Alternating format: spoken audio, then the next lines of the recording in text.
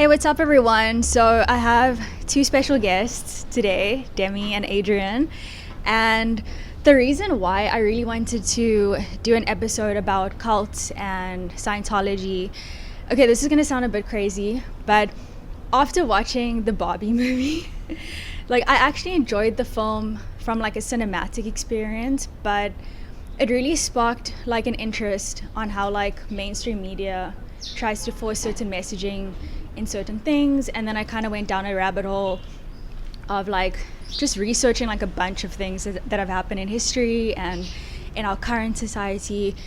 And yeah, then I stumbled upon cults, and I did a little research on like Nixium and Scientology, and like it just really sparked my interest. So when we spoke about it prior, I was like, we have to do an episode about this because it's so fascinating. Like, I'm so intrigued.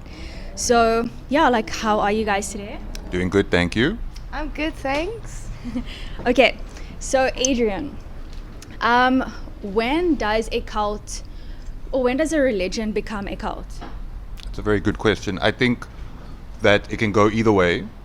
I think a cult, if we had to essentialize it, is something that you cannot escape, whereas modern organized religion, at least the three big Abrahamic religions, are not that much endowed. So there are Christians and Muslims and Jews in this country. They can choose to go wherever they want, marry whoever they want. But I don't think cults do that. Cults are very insular. David Koresh in Texas is a good example, or Jamestown in Guyana, the People's Temple, are good examples of how you cannot leave. And then, of course, Scientology, which we'll talk about later. Okay, awesome. So what would you say are like certain traits of a cult, like in your opinion? I think it's having a deterministic being that there is only this way, there is no other way. So cults don't necessarily need to be in religion. You can also have it in politics or in nationalism, stuff like that, where there is no other option. There is only this option. I think that's basically, you require that for a cult, I think. All right. Okay. So Scientology is obviously interested in like the working class people, or people that produce or have jobs so that they can, obviously take money from them, which we've obviously seen on like videos and like testimonials that people have said. So I wanted to ask you, like, what do you think like the ultimate agenda of Scientology is compared to like when L. Ron Hubbard created it, to now David Miscavige being someone that obviously is like what would you call him, like the owner? Like The CEO. The CEO, yeah. The CEO of Scientology. So like, what do you think the agenda was back then compared to what it is now with Miscavige obviously in power?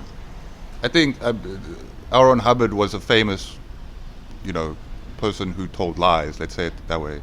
He was in the US Navy during the Second World War and lied about his career. He had a terrible history. The best resource for this is the documentary Going Clear, which is available on YouTube. A documentary about Scientology and the life of L. Ron Hubbard. I think that he wanted to be taken seriously. There was a part of it about money, but it was far more about, let's say, personal development of himself. He wanted to be taken seriously outside of his he was a science fiction writer, he was a prolific writer, wrote over 1,000 science fiction stories, but then wanted to be taken seriously by psychology, and wasn't, in his book Dianetics, which came out in 1950. And then he had always previously said that he wanted religion. He had known religion, at least in the United States. You can keep the money that you make. And then I think he married these two. His disdain for psychology, for the psychological community in America, for disdaining him or saying that he was wrong, as well as this idea of that. He was also far more media literate. A lot of people took him very seriously. There were a lot of across the world, in Britain, for instance. He did a lot of interviews, and didn't hide away from the public as much as he did from the tax authority.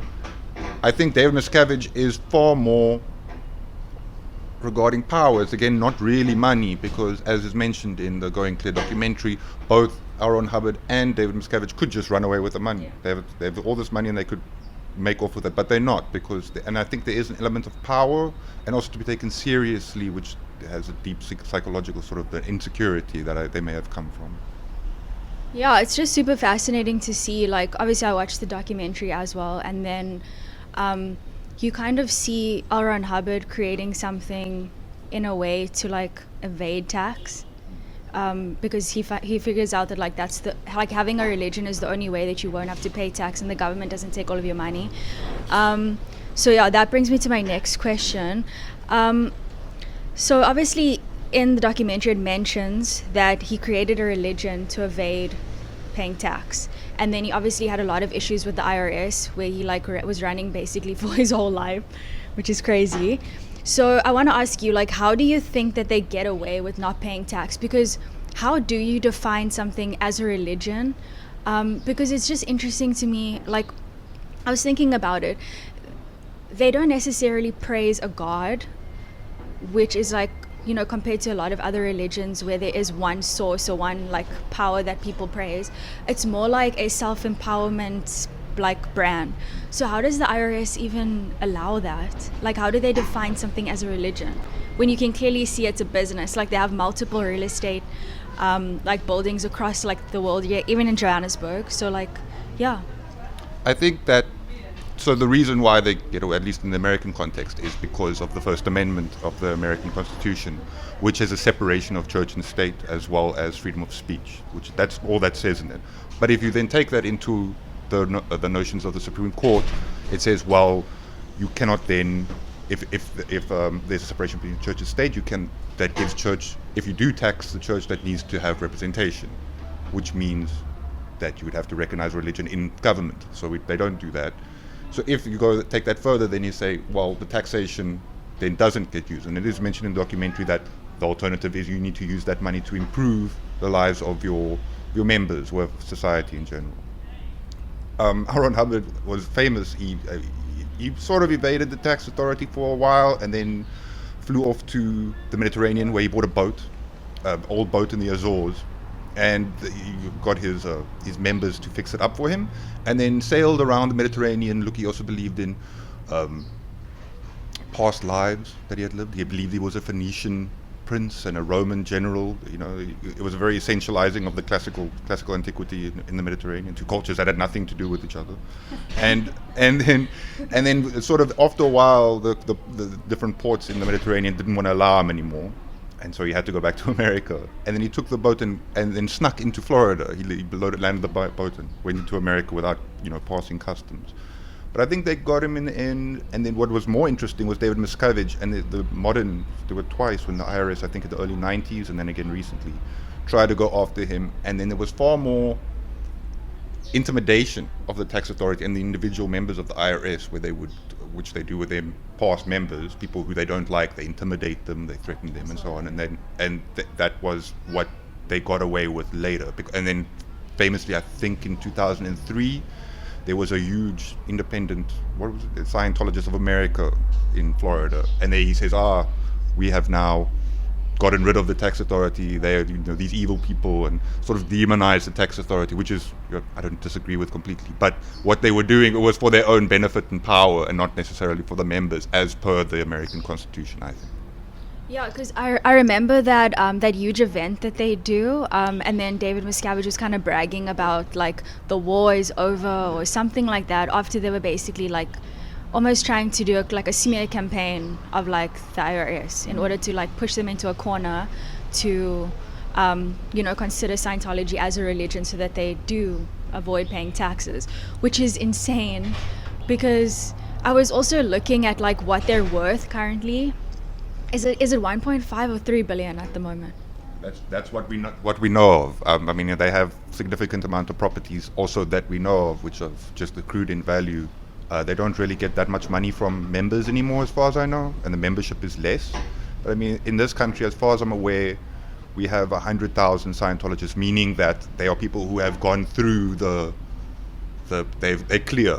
They went through the auditing process and ejected the thetans, which we can talk about later. So that technically that makes you a Scientologist. So I don't even know if those numbers are correct, but either way, those people paid for that money. So that's enormous amounts of funds, which are undeclared. We don't know.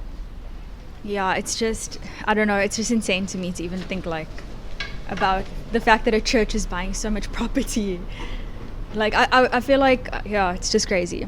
Okay, so in my opinion, and obviously seeing a lot of people like speaking out about the way that they were treated, and also how basically it's a scam to take like millions of like dollars from people who like truly believe that this religion is going to be helping them.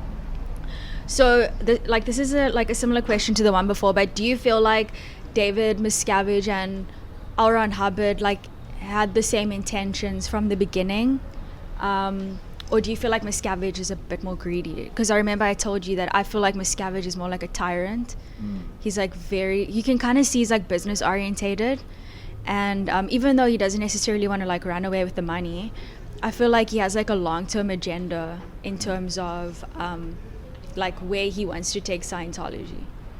Because I was watching this interview that he did with, I can't think of the interviewer's name now, but it's Kelly. No, not Megyn Kelly.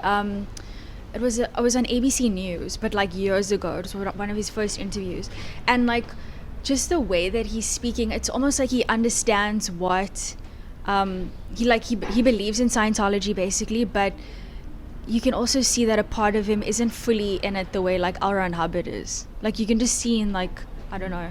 Like, what is your opinion basically? So I think it's good if there is a cult of personality for both figures. I think far more L. Ron Hubbard because he's the founder, and David Miscavige is sort of his apostle, if you will. I think that if you compare it to other cults of personality, for instance, in the Soviet Union, you had Joseph Stalin, who was the dictator in the 1930s. He was a terrible man and did terrible things and had this cult of personality, but people were genuinely sad when he died.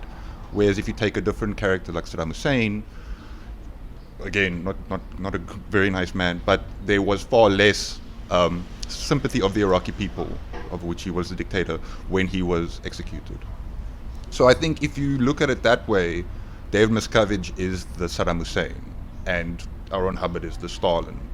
If you look at that as a cult of personality. So I think that L. Ron Hubbard was a little bit different in that he created this idea. He was married to it. He was, like I said, far more about power. Whereas David Miscavige, I think he inherited it. He saw the gap. And I think both of them at the beginning maybe didn't believe it that much. L. Ron Hubbard said so literally. It was just a racket, to like get money based on his Dianetics book. But I think both of them now, for whatever reason and measure, believe their own nonsense, basically. Yeah, it's just super fascinating, especially just seeing like the differences between them. I feel like they were speaking about like how David Miscavige was starting to get very paranoid, which you can kind of see a pattern with a few of the people that have, ascended to the different levels. And then obviously L. Ron Hubbard went a little bit crazy as well. And then he wanted to get rid of his executives or something like that, David Miscavige, right? And then he sent them to this place called The Hole, which like, oh my God, the stuff that they do to those people, it's actually really disgusting. Like, I saw the one where they were playing like musical chairs and they were playing Bohemian Rhapsody, and basically that one line, what was it? Nothing really matters. Yes. They like that was like almost like the theme and the way that they wanted to kind of indoctrinate them and say, nothing really matters. And when they thought that they were all going to be like obviously exiled from this like religion, people were scared, like they were fighting each other. And then at the end they were like, oh no, you can stay. And it's crazy how people get so, like, it's almost like a mind prison that you're in. Like, that you almost believe, like, I don't know, you just don't want to get out of it. But it's so fascinating. I do think that if we use my similarities with the cult of personality, Stalin is more L. Ron Hubbard because he did play people off against each other, but in a way that was deterministic at the time. Whereas you have Saddam Hussein did do things like that. He would tell his generals, go run around like that, otherwise, and the last one that does this is going to be executed. And then at the end, like, oh, none of you are being executed. So it keeps them on their toes. And I feel like David Miscavige is that sort of, unlike L. Ron Hubbard, I think wanted belief, but emphasized in a different way. Whereas David Miscavige, the belief is not that important for as long as he has their loyalty or authority. The obedience is more important than the belief. Oh, sorry. I just said the obedience is more important than the belief. He just wants to be followed and like not questioned at all. instead of like actually growing them. I think like L. Ron Hubbard wanted the people to like believe Scientology was going to help them, and like was the answer, where David Miscavige just wants them to follow him, you know, like a leader, unquestioned, that kind of thing. Yeah, it's just fascinating to like see the differences, and also like hearing the abuse that David Miscavige, like the way he would beat people. And then also the when you have a child in Scientology, they go to like a nursery or something, and then they kind of get indoctrinated from. So there's like child labor, there's like exploitation of work, like, you know, working for like 4 to 40 cents or something. 40 cents an hour. Yeah, 40 cents an hour, which is like, it's disgusting. And then, I wanted to speak to you guys about something totally off. It's on topic, but it's about Tom Cruise. So they were speaking about this actress that apparently David Miscavige wanted to set up Tom Cruise with. So they basically gave her like a makeover, like took her to, I think it was like Gucci or something, and then like dyed her hair, and then basically like set her up with Tom Cruise, which is like a bit creepy in a way, especially what's happening now in the world in terms of like human trafficking. It's like why are people setting people up? And then the way that she was treated in the end as well, like she was punished, right? Like she had to scrub the bathroom. She had to scrub the bathroom floors with like a toothbrush, and she explained also in the Going Clear documentary that like people she knew that she thought were friends were like walking over her, just watching her like scrub the floor, because they obviously had believed she went against Scientology for speaking about how she was treated and whatever. So she was seen as a traitor to them, even though they were friends and knew each other for so long. And it was just crazy, like the hair and everything was done to like Tom Cruise's specifications, and it was just after I think him and Nicole Kidman split, right? So then he needed like another person on his arm, I guess. And yeah, like it's a shame. She was working in, I can't remember what country it was, but also like already in Scientology, and then they decided like she's gonna go on like a special mission, and she signed the contract and whatever, and the mission was to be Tom Cruise's girlfriend, and she didn't really know this until she was brought to him and then told like, oh, you guys are like, it's an arranged marriage, which I think arranging marriages or relationships is very common in cults and religion, because it's like a marrying of power almost, or like elevate your status and that, and like fortifies the connections within, you know, everything. So but yeah, it's just wild that they thought they could just take a person and make her almost into a prop, and like that's a whole person, her, like you can't just do that. No, but like if you think about it as well, like when he was with Nicole Kidman, apparently there was like a part where like he wasn't as involved in the cult. I'm gonna call it a cult, like as much, because it wasn't her dad like a well-known psychologist or psychiatrist, and like he didn't like that, David Miscavige. Well, the first it was they met. I can't remember. It was a car movie. It was a movie where that's where he met Nicole Kidman, and David Miscavige wasn't happy about it because her father was a famous psychologist in Australia, where she's from. But it was all okayed in the end, and they got married. What I find very funny is one of my favorite directors is Stanley Kubrick, and he brought Nicole Kidman and Tom Cruise while they were already married and shot Eyes Wide Shut, which is a interesting film. And then what was hilarious is that he was in London, and there was. It's stated that like basically Tom Cruise was taken away from this sort of Mephistopheles and taken away to like another crazy person was controlling, in the Stanley Kubrick being that person, and David Miscavige was jealous and like used to like try and find out as much information about what's going on, because Stanley Kubrick kept them there for I think a year or two, like the shooting of Eyes Wide Shut. So it's just I just find it funny that like this man who had been created, Tom Cruise, by David Miscavige to be controlled, when he lost control to another domineering figure, then he became jealous. I think that's it's almost like a humanistic term. Like it makes David Miscavige more human, other than the other information in the documentary, I feel. Yeah, agreed. Because like he does kind of seem inhumane, like a robot. Yeah, like a robot.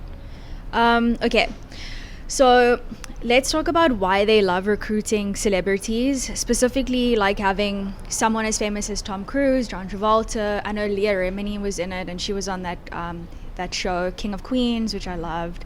And like why do you think that recruiting celebrities is such like a thing for them? Like why do you think they need more like influential people as part of like their cult?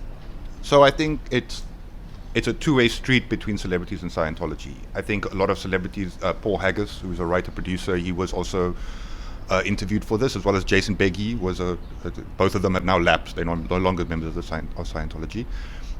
And both of them speak about how their careers ascended when they joined Scientology. And that could be that they felt better, or that this religion or cult or psychology or whatever made them feel better and turned them into better people, made them work better. Or it could be that Scientology, which is very much invested in Hollywood, two of their biggest properties are in Hollywood, in the actual area of Hollywood, of Los Angeles, or that they are busy determining the film industry like they do in many other things, for instance the internet.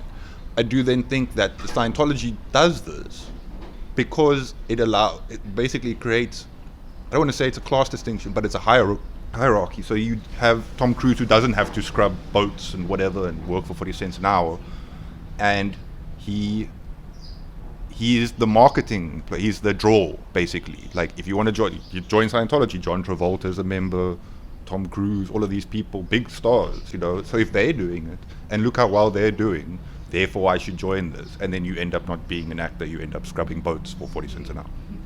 Yeah, it's just crazy as well, because a lot of those like actors also spend like millions of dollars, because obviously they can afford it, into investing into the church. I know that Leah Remini mentioned that when she was taken to that rehabilitation camp thing, which I'll talk about later, I think it costed her like $50K just for them to try and like indoctrinate her again. And like, it's just crazy how much money gets used on this type of religion. Okay, so why do you think John Travolta can't or won't leave? So the reason why I'm asking this question is because in the documentary, I first thought that he was brainwashed, like completely just oblivious to what's going on in the world. But then I thought to myself, like, maybe he can't leave because he's being like blackmailed, or maybe they're using what he said in those auditing sessions against him. So because he's such a influential person in Hollywood, and he does like testify at all of these lawsuits that have been against Scientology, he's like basically forced to stay. So like, in your opinion, what do you think? So it's shown in the documentary as well that there were allegations of him being a homosexual. And when those allegations came out, it was the early 90s, at least in America. It might have had an impact on his career. There's other issues. His son passed away at some point as well. So I think John Travolta is more interesting than Tom Cruise, in my opinion. I can see where Tom Cruise gets power and psychological help or whatever from, and also goes on wonderful holidays where Scientology members at very low pay help him and make his holiday wonderful, and his birthday and all of these things. Whereas John Travolta, it seems as if there's a hilarious scene also in the documentary where he's dressed in a US Army uniform, I think for the film The General's Daughter, and then says, name me one other religion that promotes peace in the way that Scientology does, which I thought was ironic. But he seems to be a true believer. He also used his own money to make a film called Battlefield Earth, which I think came out in the 90s, in which he starred. A young Forrest Whitaker's in it as well. And which is a novel by L. Ron Hubbard that he then turned into a film with his own money. Big loss, I'm a big fan, just by the way, of Battlefield. I think it's hilarious and great. But it's very much schlock, pulp fiction, sort of like science fiction, right? It's about aliens it's again like Scientology, aliens coming to Earth and enslaving humans and that sort of thing, which is I encourage everyone to watch Battlefield Earth. and then I think that he's far more, I don't think, because it can't be homosexuality, if that is the reason why. I think in today's Hollywood, many actors have come out, so either he's trapped in that sort of mindset and therefore does it, or there's something else. And I in my opinion, I think it's something else. Maybe he is it's either he's a true believer or there's something deeper than homosexuality, which they're using against him. Yeah, it's just super fascinating to think what's making him stay, especially if he knew about everything that's going on. And you guys were speaking about what was that woman's name that helped? Yeah. So like, I think also a big thing is when she like recruited him, she described him as feeling very lost. He was very young also at the time when his career was just taking off, kind of thing. And I think obviously like fame is very difficult to deal with when you've not grown up in it or whatever. But she was saying like he felt very lost, or he seemed very lost, and that's why she like brought him into Scientology. Like, you'll feel like you belong and everything. That obviously like he started feeling a sense of community in the space. Obviously his career took off, so I think, like Adrian said, he is a true believer because he saw for himself how this church or cult changed his life. So I think it is very much that he's just been in it for so long, and it's so deep and has such far-reaching impacts in his life personally that he probably doesn't actually want to leave. Obviously there's that sense of fear and like all of his documents and everything, but yeah, I truly believe that he wants to stay, and he feels like a sense of belonging and a purpose, and a big part of his identity is being a Scientologist at this stage, even though I don't think he's as active anymore. But I think it's just he's so too deep into it that I don't think he would want to leave even if he had the option. Yeah, maybe he is like a true believer, especially like from what you guys are saying, because I guess it just doesn't make sense if you know so much that's been going on, or like how people are treated, that you still allow it. Okay, so Adrian, the last question for you is so like, does a religion harass you after you leave or force you to disconnect from your loved one? So I know that if you're in Scientology, for example, and you want to get out, but you have like a family member that's still in Scientology, then you're called a like suppressive person, and then you're kind of like, obviously your family that's in Scientology are forced to disconnect from you because obviously you don't want to be a part of it anymore. So like, if we're comparing it to a religion, like, does a religion harass you after you try and leave it? It's like, so I think that there are certain sects, and the Scientology, there's only one denomination. There's not many. Whereas Christianity or Islam or Judaism, at least the three Abrahamic religions that I'm familiar with, they don't. You have Muslims in Cape Town where we live, who can marry Christians. It's quite common. You have in America, you have Jews who marry Christians also, and in South Africa. It's contextual. You have, for instance, honor killings from Central Asia and Islam, where a woman leaves her family, wants to marry, let's say, a Christian or something, and then they kill the daughter. The family will go and kill the daughter. This is not something which is endemic to Islam. Just like this happens in Christianity, it happens in Judaism. There are groups in Israel who then will attack mixed religion, like Jewish girls marrying Muslim guys, Christian guys, whatever. So I think that there's that sort of thing in all. It's not just religion as well. If you have political groups as well, if you leave it, then they will kill you, something like that. Scientology, I think, is a little bit different in that it's hegemonic. That there is no way. There's one structure, and if you leave it, there's a consistent. You are ostracized. Paul Haggis, for instance, talks about the writer producer was in Scientology, who says that he basically had to ostracize his wife's parents because they weren't, and he was not okay with that, but he